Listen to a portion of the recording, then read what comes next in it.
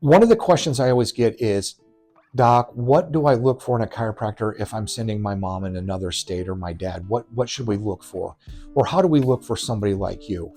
Well, the first question, the answer is you can always go to activerelease.com to find an ART provider in your area.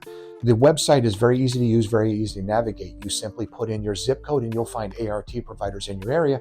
And then I always say you can have your family member call me and I'll tell them if I think it's a good chiropractor, if they have the qualifications. One of the things I always tell patients is there shouldn't be a high number of visits. If they're wanting you to come in 4 to 5 times a week for multiple weeks in a row, then I really wonder, are we treating the right area of the body? Is the right condition being treated? Because with my what we call PVA, per visit average per patient, I'm right around 4.2. So that's taking me about 4.2 visits to resolve a condition for a patient. It shouldn't take that many visits.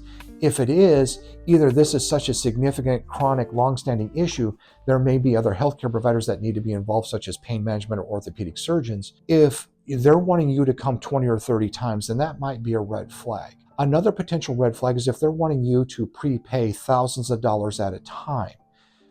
Here in my office, we're a pay-as-you-go. I don't typically have patients prepay for even a second visit the same week. We just like to keep it, when you come in, you pay, we charge you your copay or you pay the cash pay, and then we move on. So that's another big pitfall. Repeated x-rays, I don't think is justified or needed for the vast majority of conditions. So if they're wanting to x-ray you every 3 to 4 weeks, we really have to ask ourselves why.